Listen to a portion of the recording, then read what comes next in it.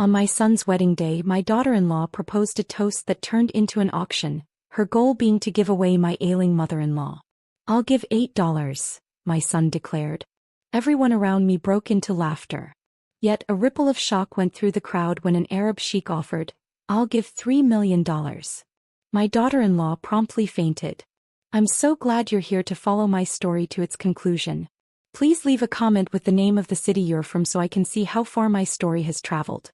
I stood before my bedroom mirror, making a final adjustment to the dark blue dress I had purchased specifically for Leo's wedding.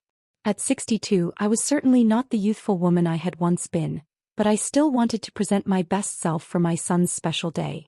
The dress had been more expensive than my usual purchases, but this occasion was important. This was my only child getting married.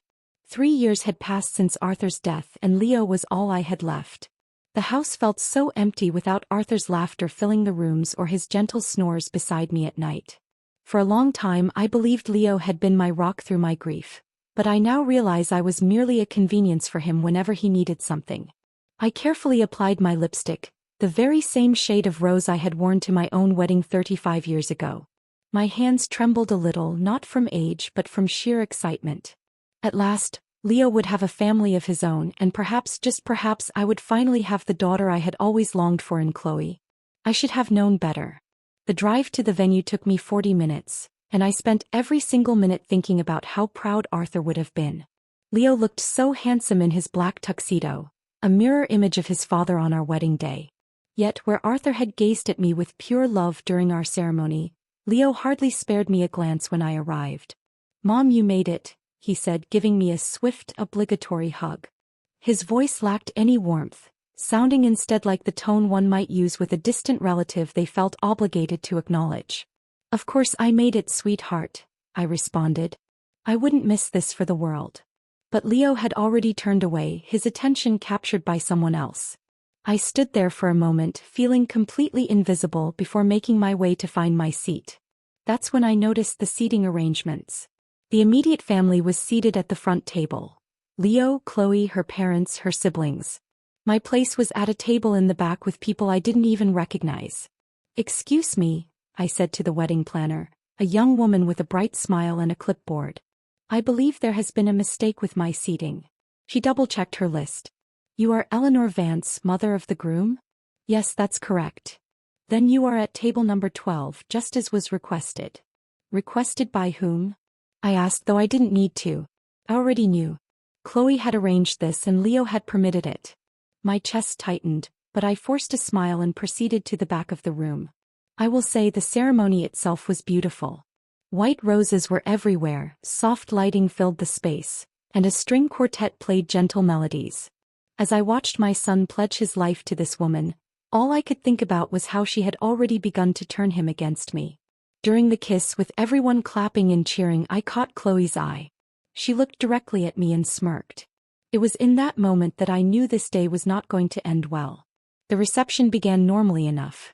People mingled, the champagne flowed freely, and everyone seemed to be enjoying themselves.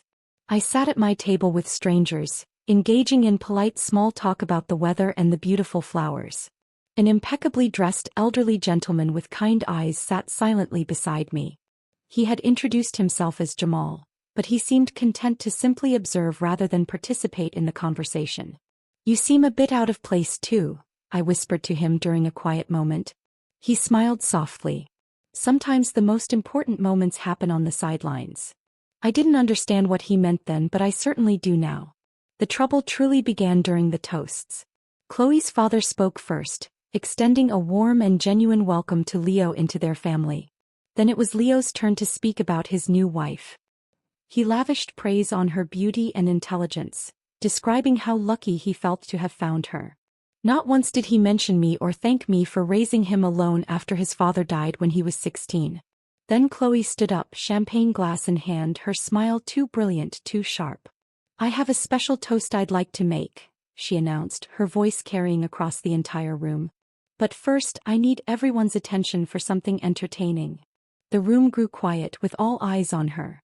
A shiver ran down my spine. "As many of you know, Leo's mother, Eleanor, has been feeling a little unwell lately," she began, pausing to let her words sink in. She's been such a burden. I mean, such a concern for poor Leo, so I thought, why not have a little auction? Who would like to take home a sick mother-in-law? The room erupted in uncomfortable laughter. Some people looked shocked while others seemed amused.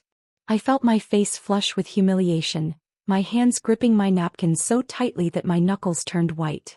Come on, Leo, Chloe continued, her voice dripping with artificial sweetness. What would you offer for your dear mother? I looked at my son, my only child, the boy I had given up everything for after his father passed away. I waited for him to come to my defense, to put an end to this cruel joke. Instead, Leo stood up, lifted his glass, and with a grin that shattered my heart, said, I'll make a bid of $8. The laughter grew louder. $8 for the woman who had worked 2 jobs to get him through college, who had sold her wedding band to pay for his car, who had abandoned her own aspirations to ensure he had everything he needed. I wanted to run, but my legs felt like they were made of lead. I wanted to weep, but no tears would come. All I could do was sit there and bear the most painful moment of my entire life, surrounded by people who viewed my anguish as amusement. That's when the man next to me rose, his voice cutting through the noise like a sharp blade. $3 million. The words hung in the air like the silence after a sudden crash of thunder. The whole room fell silent. A woman named Chloe's champagne glass slipped from her hand, shattering on the marble floor. Leo's mouth dropped open, his face turning pale as he stared at the man who had just spoken. Jamal stood beside me, his posture straight and proud, his dark eyes fixed on Chloe with a look that seemed like contempt. At that moment he didn't look like just another wedding guest. He appeared powerful and commanding, like someone who was accustomed to being obeyed. I said $3 million, he repeated calmly, his subtle accent giving his words an exotic authority. For the honor of caring for this remarkable woman. I looked up at him, my heart pounding so fiercely I thought it might burst. This was the quiet man who had sat beside me all evening, making pleasant conversation about the floral arrangements and the music. But now, looking at him in the soft light of the chandeliers, something stirred in my memory, something from a long time ago. Jamal, I whispered, and he turned to look at me with those same dark eyes that had haunted my dreams for 40 years. Hello, Eleanor, he said softly. And suddenly I was 22 again, standing in the hospital corridor where we first met. I was a young nurse then, fresh out of training, working the night shift at Denver General. Arthur and I had been engaged for 6 months, with the wedding planned for the following spring. Everything in my life was mapped out, safe and predictable. Then Jamal walked into the cardiac unit where I worked and everything changed. He was a medical resident, brilliant and driven, with dreams of becoming a heart surgeon. He had come to America from Saudi Arabia on a scholarship, determined to take everything he learned back home to help his people. We weren't supposed to notice each other. I was promised to Arthur, a good man from a good family. Jamal was foreign, temporary, different from everything my parents had planned for me. But from the very first night we worked together, an unmistakable energy passed between us. He would create reasons to come to my station asking questions about patients we both knew he could handle himself. I would prolong my time at the nurse's desk when I knew he'd be making his rounds. We talked about medicine, about life, and about dreams we had never shared with anyone else. You have such gentle hands, he told me one night as we worked together to stabilize a patient. But they are also strong. You could truly accomplish anything, be anything you wanted. Arthur never talked to me like that. Arthur saw me as his future wife, the mother of his children, the keeper of his household. Jamal saw me as Eleanor, just Eleanor, with possibilities I had never even considered. The night I knew I was falling in love with him, we were working late again. A patient had coded, and after we had stabilized him, we found ourselves alone in the break room. Jamal was visibly exhausted, his usually perfect posture slumped with fatigue. I know I shouldn't be here, he said suddenly, not looking at me. You are precisely where you are meant to be, I responded, though I wasn't sure if I was referring to the hospital or something else entirely. No, Eleanor, he continued, I shouldn't be falling in love with a woman who is promised to someone else. My heart stopped. Jamal, I understand it's wrong. I know you are engaged, but I cannot stop thinking about you, dreaming about you. When my residency concludes, I am expected to return to Saudi Arabia to take over my family's medical practice, but all I want is to remain here with you. I should have walked away then. I should have reminded him about Arthur, about my engagement, about all the reasons we couldn't be together. Instead, I stepped closer to him. I think about you too, I whispered. That was the beginning of 6 months of clandestine rendezvous, stolen moments of affection, and a love that radiated with a brilliance unlike anything I had ever experienced. Jamal would bring me volumes of poetry and little presents he had found at the international market. He shared stories of his homeland, mentioning the olive trees outside his bedroom window and the night sky over the desert that was so incredibly clear you could see into eternity. "Join me," he proposed one evening as we sat in his small apartment near the hospital. "When my medical residency is finished, come away with me. We could build a life together helping people," he said. "I could show you the whole world, Eleanor." Hearing those words, a powerful ache of longing shot through me. I desperately wanted to agree, but I was just 22 with a fiancé my parents had approved of. I was terrified of letting down everyone I had ever known. A quiet "I can't" escaped my lips, hot tears streaming down my face. "You know it's not possible." "Why not?" Jamal countered. "Because of what other people will think. Because it doesn't align with your parents' plans. Because I'm scared," I confessed. "What if we get there and you discover I'm not good enough? What if your family doesn't accept me? What if I give up everything for you and end up losing you too?" Jamal took my hands in his. They were the hands of a surgeon, gentle yet firm. "You will never lose me, Eleanor. Never. But I cannot force you to choose a life you are not ready for," he added. The evening before Arthur and I were scheduled to finalize our wedding preparations, Jamal came to see me one last time. "I'm leaving tomorrow," he stated. "My residency is complete and my family is expecting me back home. This is your last opportunity, Eleanor. Come with me." Standing in that hospital hallway, I was completely torn between two distinct futures. Arthur offered security, the approval of my family, and the life everyone expected me to lead. Jamal promised adventure, passion, and a love that was so intense it terrified me. I chose security. I chose Arthur. The next morning, Jamal departed without another word. I married Arthur 6 months later, convincing myself that I had made the correct decision. Arthur proved to be a good husband and a dependable provider. We had a son, Leo, and together we built a comfortable existence. Yet even on my happiest days, even when I felt most thankful for what I had, a tiny part of me always wondered, what if? Now, 40 years later, Jamal stood beside me at my son's wedding, offering a stunning $3 million to save me from the most cruel and humiliating moment of my life. The room remained utterly silent, every person staring at the distinguished stranger who had just completely disrupted their cruel little game. Leo was the first to find his voice. "I'm sorry, but who exactly are you?" Jamal smiled, but there was no warmth in it. "I am someone who recognizes the value of a truly exceptional woman when I see one." Chloe had recovered from her initial shock and was now staring at Jamal with undisguised greed. $3 million? You cannot be serious." "I am completely serious," Jamal replied. "Although I suspect that Mrs. Vance is worth far more than any amount of money."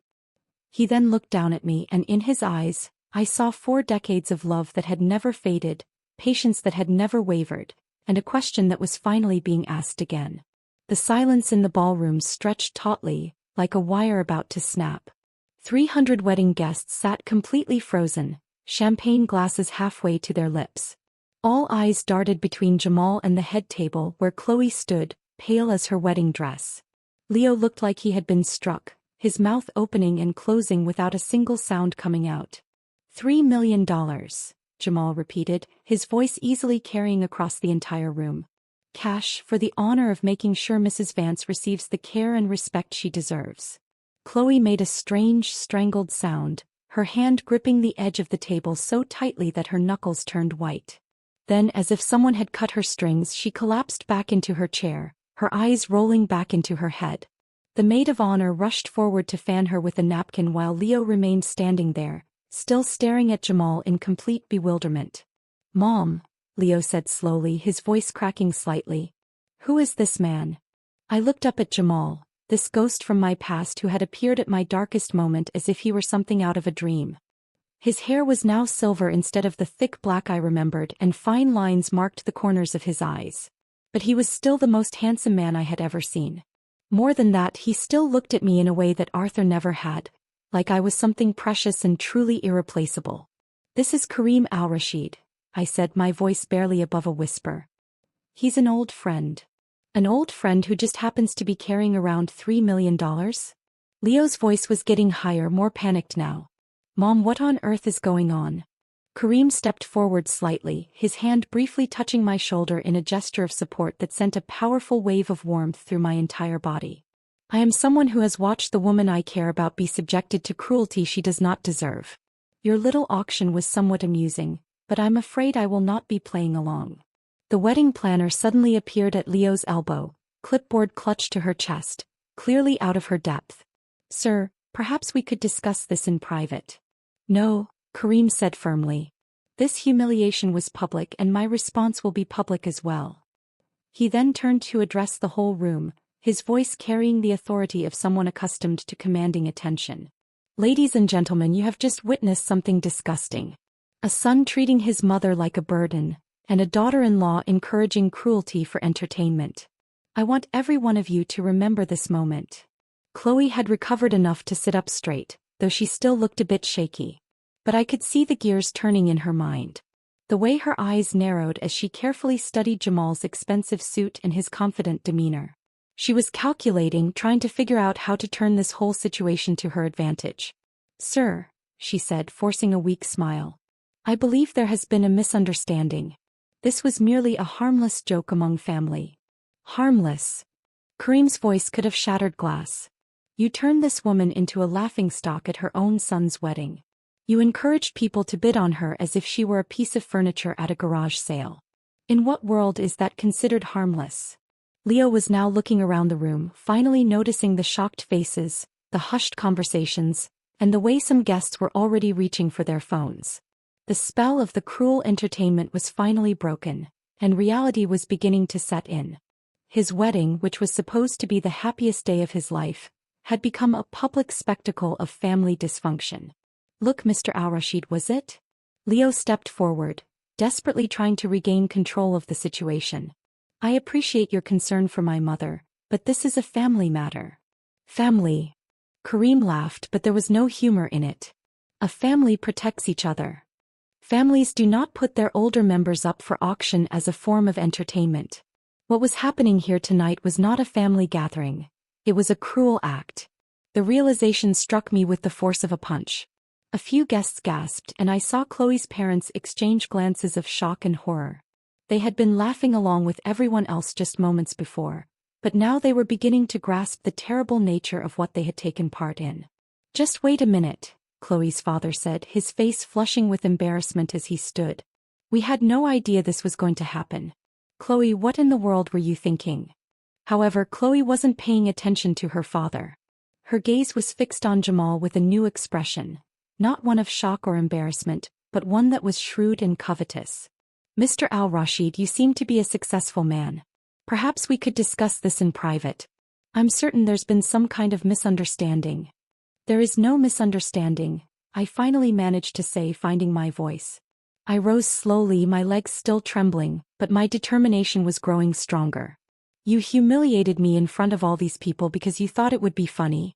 Because you believed I was worthless. Mom, please, Leo began, but I raised a hand to stop him. No, Leo. You don't get to say Mom, please, after what you just did. You bid $8 for your own mother. $8. My voice was becoming more powerful, fueled by 40 years of putting the needs of others before my own. Do you have any idea what I gave up for you after your father died? Do you have any idea what I sacrificed so you could have everything you ever wanted? The room fell silent once more, but this time it was a different kind of quiet. This was not the eager hush of people waiting to be entertained. This was the uneasy silence of people witnessing something raw and painful. I worked 2 jobs so you could attend that private high school, I went on, my voice carrying across the entire room. I sold my wedding ring to buy you a car for graduation. I took out a second mortgage on the house to pay for your college education because I believed you were worth it. And tonight, in front of all these people, you showed me that you believe I am worth a mere $8. Leo's face was beet red, sweat beading on his forehead. Mom, it was just a joke. Chloe was just revealing her true character, I finished for him. And so were you.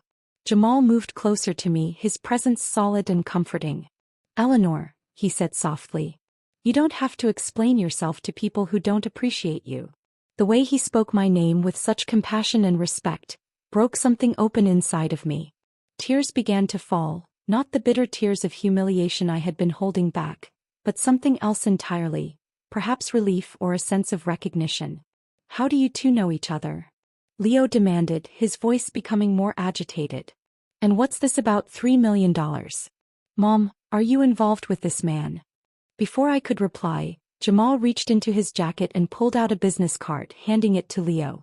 Jamal Al-Rashid, CEO of Al-Rashid Medical International. Perhaps you've heard of us. Leo's face turned white as he read the card. Even I could see the moment of recognition in his eyes. Al-Rashid Medical was one of the largest medical equipment companies in the world. I had seen their name in news reports about billion-dollar hospital contracts. You're that Al-Rashid? Leo asked weakly. I am, Jamal confirmed. And Eleanor and I knew each other many years ago before she married your father. I've never forgotten her and I've never stopped caring about her well-being. Chloe was on her feet again, her previous weakness seemingly forgotten. She smoothed her dress and fixed her hair, adopting what I recognized as her charming facade. Mr. Al-Rashid, how wonderful to meet you. I'm sure if we had known who you were, we would have treated Mrs. Vance with proper respect. Jamal's voice became dangerously quiet. Because she was connected to someone with money? That reveals everything I need to know about your character. A wave of whispers spread through the ballroom as guests began to piece together the events. The mysterious billionaire, the rejected mother, and the cruel joke that had completely backfired. I saw people pulling out their phones and I knew this would be all over social media within the hour. Leo looked around desperately, finally understanding that his wedding had turned into a complete disaster. Can everyone just calm down? Let's handle this in private. No, I said, surprised by the strength in my own voice. I have handled your lack of respect in private for many years, Leo. I have made excuses for you, covered for you, and pretended your disregard did not hurt me, but this was too much. I looked around the room at all the people looking back at me. Some guests appeared embarrassed, others curious, and a select few seemed genuinely sympathetic. But for the very first time in my existence, I found myself completely unconcerned with their opinions. Turning toward the man who had just stood up for me when my own son would not, I said, Jamal, I believe it's time for us to have a conversation. We found a secluded spot in a small side room off the main ballroom, escaping the commotion and hushed whispers. As I sank into one of the velvet chairs, my hands were still shaking, the full gravity of the recent events beginning to truly settle in. Muffled sounds of damage control filtered through the thin walls. I could make out Leo's high-pitched, strained voice attempting to explain the situation to the confused attendees, Chloe's sharp protests, and the general hum of a celebration that had completely gone awry. I can't believe you're actually here, I told Jamal, who was now seated directly across from me. Up close, I could see the years on his face more clearly, yet they had been kind. He looked distinguished, successful, every bit the international businessman he had evidently become. I never stopped thinking about you, Eleanor, he said simply. Even after all these years. But how did you know about the wedding? How did you even manage to locate me? I asked. A smile spread across his face, and for a brief moment, I saw the young resident I had fallen in love with so long ago. I've kept track of you over the years. Not in a creepy way, he added quickly, noticing my expression. But I have connections, people who would occasionally mention how you were doing. When I heard Arthur had passed, I wanted to reach out, but I was unsure if you would want to hear from me. You should have, I whispered. Those first couple of months after Arthur's death, I was so terribly lonely. When I learned about Leo's wedding, I thought it might be a chance to see you again to make sure you were happy. His jaw tightened. I never expected to watch you be publicly shamed by your own son. The door suddenly burst open and Leo rushed in, his tuxedo jacket wrinkled and his hair a mess. Behind him was Chloe, who had somehow managed to fix her makeup and once again looked like a beautiful bride, though her eyes were calculating and cold. Mom, we need to talk, Leo said, closing the door firmly behind them. This whole thing is getting out of control. Out of control? I stood, feeling a newfound strength with Jamal by my side. What's out of control is that you took part in your wife's cruel joke at my expense. It wasn't cruel, Chloe interjected, her voice taking on that whining tone she used when she wanted something. It was just some harmless fun. Everyone was laughing. Everyone was laughing at me, I said sharply. There's a significant difference. Leo ran his hands through his hair, making it even more disheveled. Look, maybe it went a little too far, but you're overreacting. And now you've embarrassed us in front of all of our friends and family. I embarrassed you? The words came out as almost a shout. Leo, do you even hear yourself? I am not the one who turned his own mother into a punchline. Chloe stepped closer to Jamal, her entire demeanor shifting. Mr. Al-Rashid, I think there has been a terrible misunderstanding. If we had known who you were, of course we would have treated Eleanor differently. You have to understand, we're just a simple family. Simple. Jamal's voice was like ice. There was nothing simple about what I witnessed out there. That was calculated cruelty, designed to humiliate a woman who has clearly given up everything for her family. You don't know anything about our family, Leo said, his voice growing louder. You don't know what she's like to live with, how demanding she can be. Demanding? I stared at my son in disbelief. When have I ever been demanding? When I paid for your college. When I helped with the down payment on your house. When I looked after your friends' kids so you could go out. When have I ever asked you for anything besides a little basic respect? The silence that followed was deafening. Leo's face was flushed, his mouth opening and closing like a fish out of water. He couldn't provide an answer because there wasn't one to give. I had never been demanding, I had simply been convenient. Sensing that Leo was failing, Chloe attempted a different strategy. Eleanor, sweetheart, you have to understand how this looks. A strange man offering millions of dollars for you. People are going to talk. They're going to say terrible things about our family. Your family. I turned to face her, years of suppressed anger finally bubbling to the surface. Since when am I a part of your family, Chloe? You've made it clear since day one that I'm an inconvenience. You seat me at the back of the room like some distant relative. You make jokes about my health. You roll your eyes every time I speak. Don't you dare pretend you care about my reputation now. That's not true, she said, but her voice completely lacked conviction. It is true, Leo said quietly, and we all turned to look at him in surprise. It is true. And I allowed it to happen. He sank into a chair, burying his head in his hands. God, Mom, what have I done? For a moment I felt a slight flicker of hope. Perhaps this was it. The thought crossed my mind that perhaps this was the moment my son would finally recognize the man he had become and the damage he had allowed to happen to our bond. I hoped it was a chance for us to repair things. Yet as Chloe stepped to stand behind Leo, placing her hands on his shoulders, I saw her grip tighten with a possessive clench. Leo, please don't let her manipulate you. She is just upset that her little scheme failed. My scheme? She asked, her voice incredulous. What scheme are you talking about? I responded, the plan to bring your wealthy boyfriend to the wedding just to show us up. Did you honestly believe we wouldn't see through it? Did you really think his money would impress us? Slowly, Jamal rose from his chair, and the deliberate nature of his movement caused everyone else to instinctively take a step back.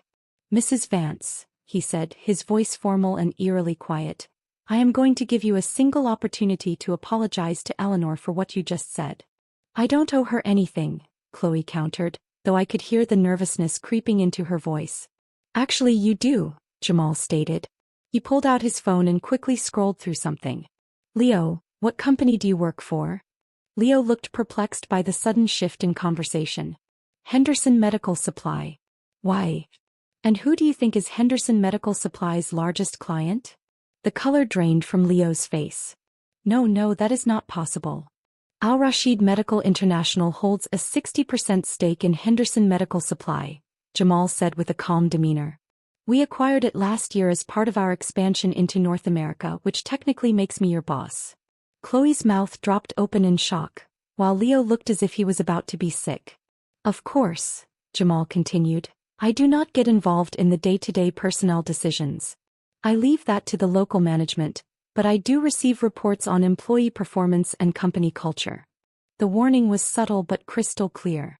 Leo's career, the job that provided for his lifestyle and his new wife's extravagant tastes, was ultimately in the hands of the very man his wife had just insulted.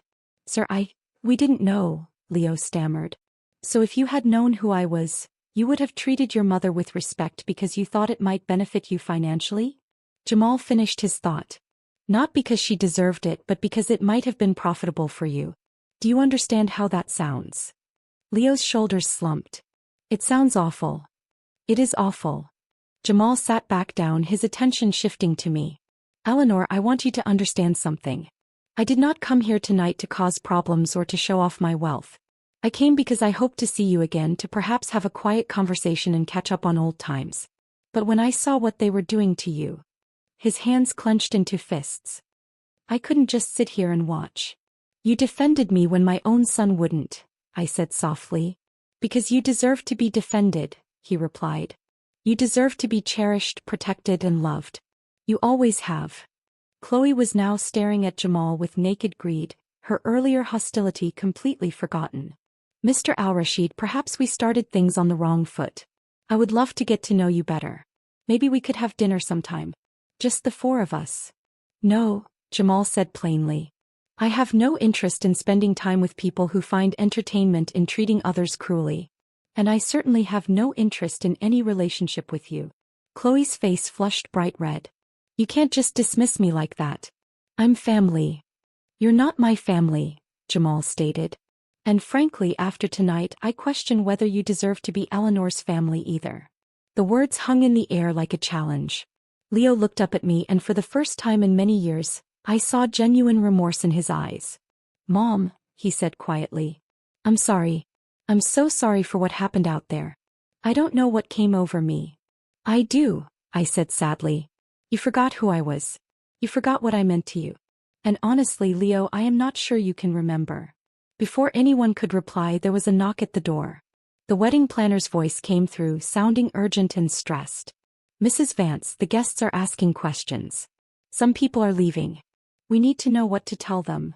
I looked around the room at my son who had betrayed me for a laugh, at my daughter-in-law who had orchestrated my humiliation, and at Jamal, who had appeared like the answer to a prayer I hadn't even known I was praying.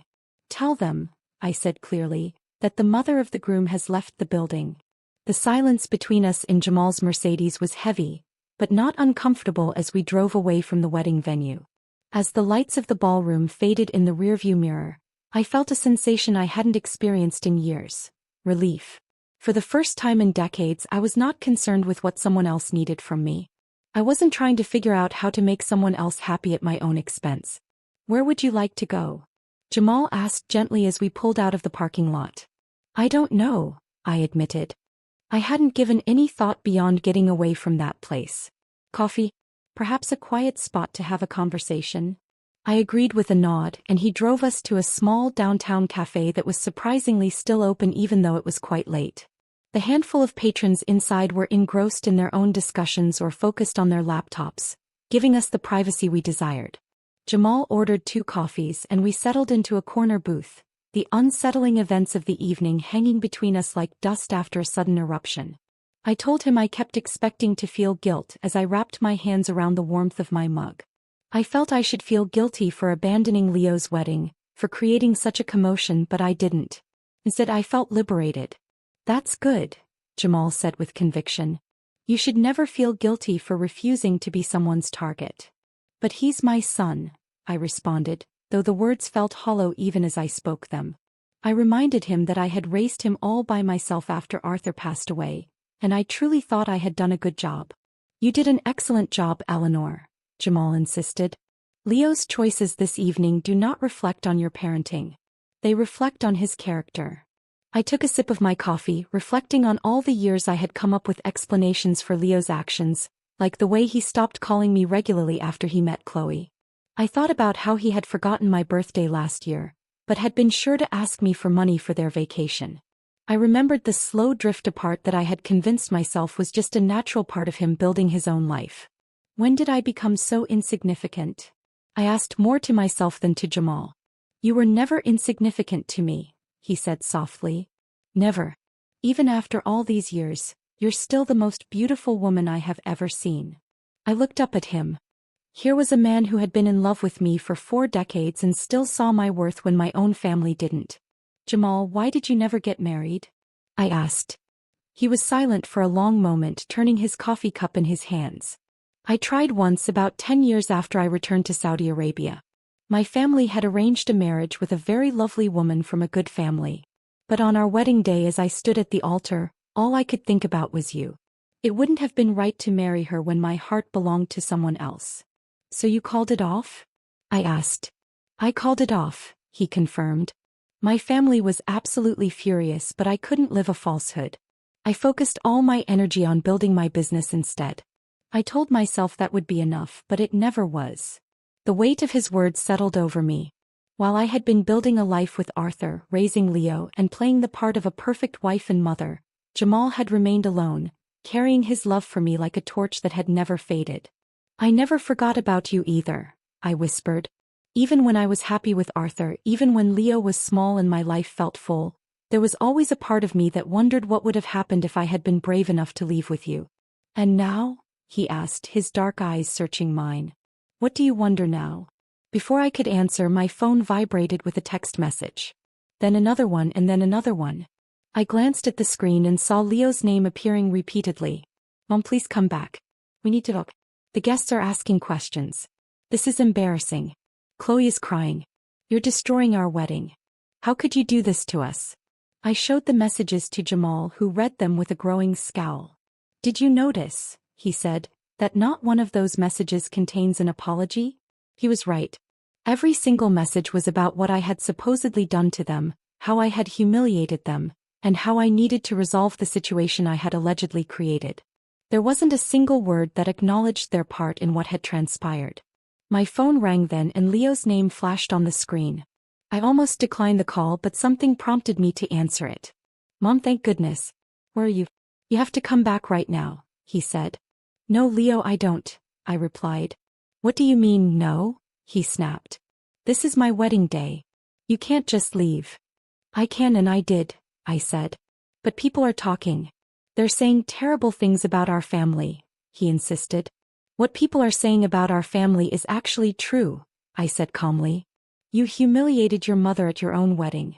Chloe organized a cruel joke at my expense, and when someone stood up for me, you were more worried about being embarrassed than about how your actions made me feel.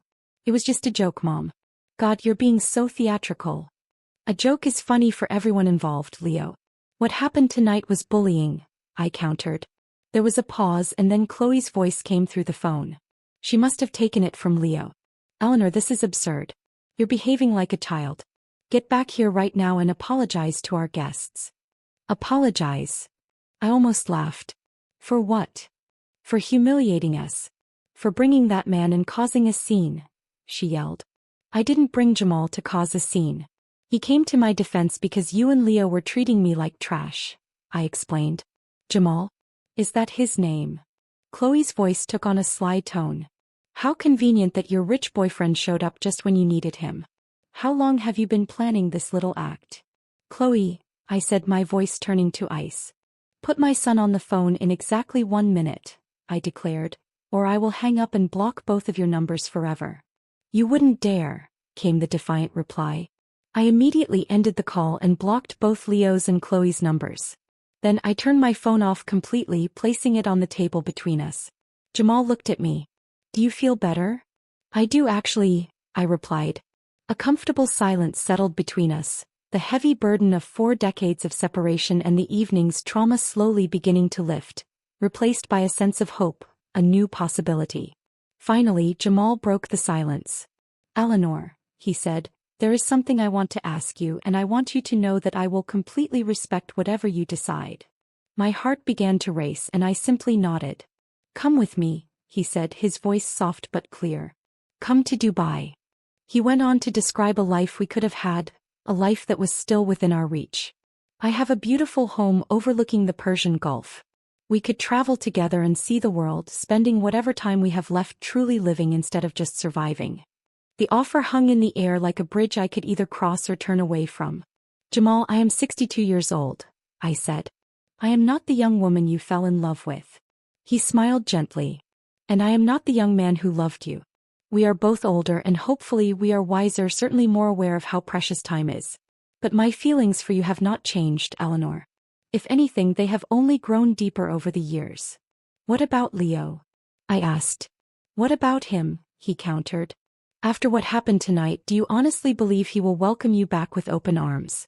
And even if he does, will it be because he genuinely wants you in his life, or because he is afraid of what my presence might do to his career. I knew he was right. Leo's frantic attempts to get me to return to the wedding had nothing to do with love or regret. It was all about damage control, about protecting the perfect image he wanted to project. I spent so many years raising him, I said. Jamal's voice was gentle as he replied, "You sacrificed so much, and he repaid that sacrifice by auctioning you off for $8. Eleanor, you have spent your entire adult life putting the needs of others before your own. When is it going to be your turn to be happy?" Even though it was turned off, my phone felt like it weighed 1,000 pounds on the table between us. It represented years of guilt trips, demands for money, and the expectation that I would always be available, always understanding, and always sacrificing. Yet it also held pictures of Leo as a baby and memories of the good times we had shared before Chloe's arrival. "I am scared," I admitted. "Of what?" Jamal asked. "Of making the wrong choice again. Of giving up everything and then regretting it." He reached across the table and took my hands in his, the same gesture he had made 4 decades earlier when he first asked me to join him. "The only thing you will regret, Eleanor, is wasting any more time on people who do not value you. I cannot promise that choosing me will be easy, but I can promise that you will never again have to wonder if you are loved." I looked into his eyes, those dark eyes that had haunted my dreams for 4 decades, and in them I saw my future. It wasn't the safe, predictable life I had always chosen, but something beautiful, uncertain, and alive. "How long do I have to decide?" I asked. "As long as you need," he replied. "I am not going anywhere this time." But as he spoke, I realized I already knew my answer. The girl who was too afraid to take a chance 40 years ago was gone. In her place was a woman who had learned, perhaps too late but not too late to matter, that some chances only come once in a lifetime. 3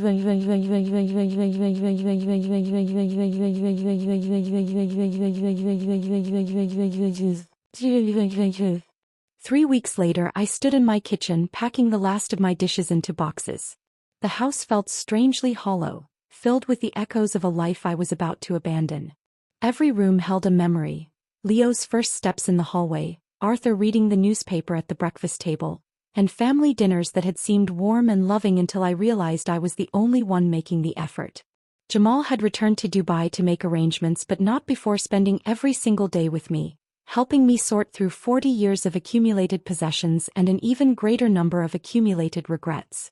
We had talked for hours, filling in the gaps of our separate lives, and with each conversation, I felt more confident that I was making the right decision. The doorbell rang, interrupting my packing.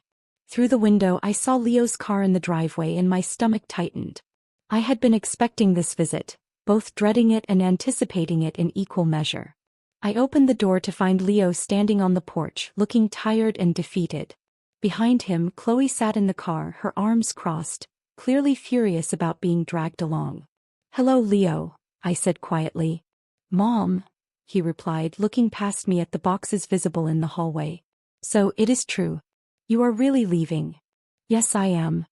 "When?" he asked. "Tomorrow." His face crumpled slightly. "Mom, please. Can we talk? I mean, really talk. Not like at the wedding." "I know I messed up," he said. "You humiliated me in front of 300 people," I said, not unkindly but not softening the truth either. "You reduced my worth to $8 while everyone laughed. It was stupid. It was cruel. I know that now," he said, running his hands through his hair, a gesture so familiar it made my heart ache. "But you're my mother. You cannot just leave."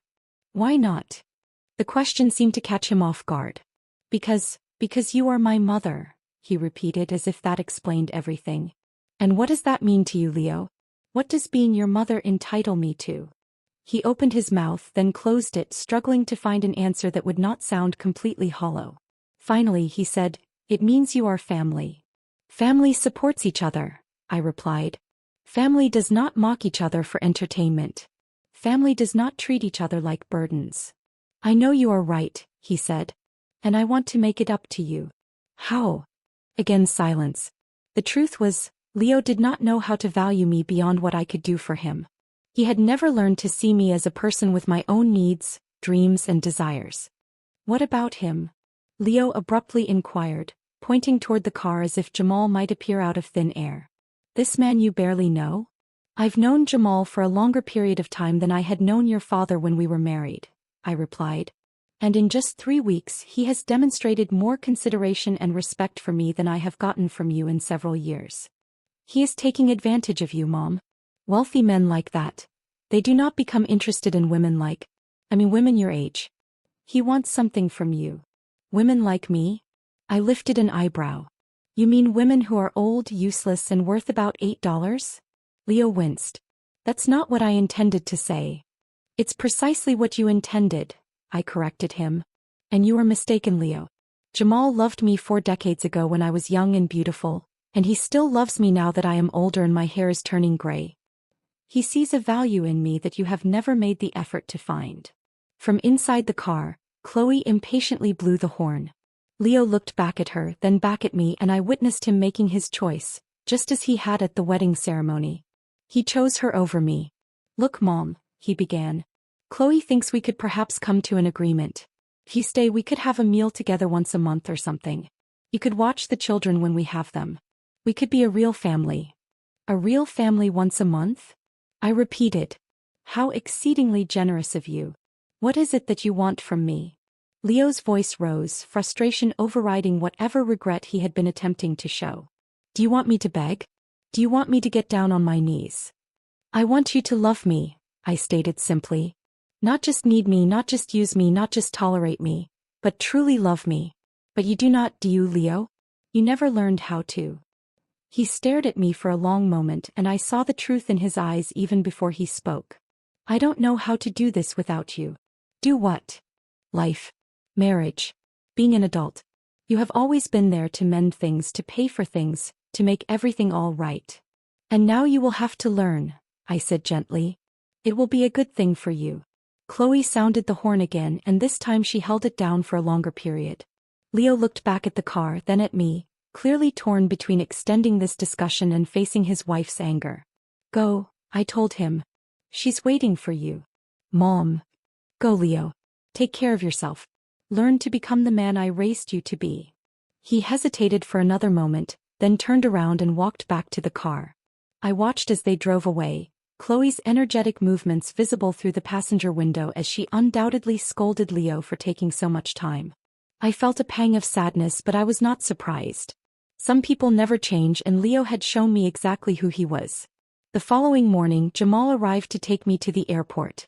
He discovered me seated in my empty living room, holding a framed photograph of Leo's graduation from college. In the picture, Leo's arm was around my shoulders and we were both smiling at the camera. The photo had been taken just 5 years ago, but it felt as if a whole lifetime had passed since then. Having second thoughts? Jamal asked softly, sitting down next to me on the floor. No, I replied, and I meant it. Just saying farewell to the person I used to be. And who was that? He inquired. Someone who believed love meant sacrificing. Someone who was convinced that if I just gave enough, did enough, and suffered enough, I would eventually earn the love I desired. I set the photograph down. I am tired of earning love, Jamal. I want to simply receive it. You will, he promised. Every single day for the remainder of our lives. The flight to Dubai was long, but it did not bother me. For the first time in many years, I had no specific place I needed to be. There was no one depending on me and no obligations weighing me down. I slept better on that plane than I had in my own bed for several months. Dubai was everything Jamal had promised and even more. His home was a magnificent villa that overlooked the Persian Gulf, with gardens that were in bloom all year long and rooms that were filled with light and artwork. But more than the luxuriousness, more than the beauty, what I truly cherished was the tranquility. There were no phone calls demanding my attention, no feelings of guilt, and no one treating me as an inconvenience. We were married 3 months later in a small ceremony in Jamal's garden with only a handful of close friends as our witnesses. I wore a dress the color of the setting sun, and Jamal could not stop smiling as we exchanged our vows. When the imam pronounced us husband and wife, I experienced something I had not felt in decades. Joy. Pure simple joy. Leo did not contact me on my wedding day. He did not call me on my birthday the following month either. In fact, I did not hear from him at all until 6 months later, when an acquaintance we both knew mentioned that he and Chloe were having marital troubles.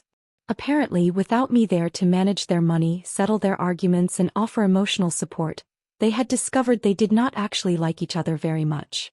The acquaintance asked me if I intended to reach out to Leo, perhaps offer to assist him in saving his marriage. I considered it for exactly 30 seconds before saying no. My existence was now fuller than I could have ever conceived. Jamal and I embarked on journeys together, exploring places I had previously only imagined. Our days were a peaceful rhythm of shared moments, tranquil mornings spent with books on our terrace, afternoons lost in the halls of art galleries and vibrant markets, and evenings preparing meals together in our lovely kitchen. He treated me with the utmost care, as if my thoughts and feelings were truly precious. My happiness was as important to him as his own. One night, as we sat together watching the sun disappear over the gulf, Jamal held my hand and asked, "Do you ever have any regrets? About leaving your old life behind?" His question made me reflect on my past. I pictured Leo likely in an empty house, finally grasping what he had forfeited. I thought of Chloe, undoubtedly in search of a new target now that I was no longer an option. I reflected on the countless years I had squandered, trying to earn affection from people who were simply incapable of providing it. "No," I replied with complete certainty. "My only regret is not having done it sooner." The woman who had stood in that ballroom, displayed like a piece of furniture for sale, was no more. In her place stood a new person, someone with greater strength, someone who finally understood her own value, someone who had at last learned the distinction between being needed and being truly loved. I was 62 years old when I finally began to live my authentic life. Some people might say that's too late, that I had let too many years slip by, but I now know better. It is never too late to choose yourself. It is never too late to walk away from those who do not value you. And it is never too late for love, the genuine kind that truly sees and cherishes you, the kind that never makes you feel like you have to earn your place in someone's heart. Leo discovered this harsh truth when he realized, far too late, that he had traded his mother's unconditional love for a wife who only valued him for what he could provide. But by then I had already moved on. I was living the life I was always meant to, with the man who had waited 40 years for a second chance. Sometimes the best revenge is not about getting even. Sometimes it's about finding your own happiness. Now I am curious about you, the person listening to my story. What would you do if you were in my position? Have you ever experienced something similar? Tell me in the comments below. And in the meantime, I'm going to leave up on the final screen 2 other stories that are favorites on this channel. They will definitely surprise you. Thank you for watching until the very end.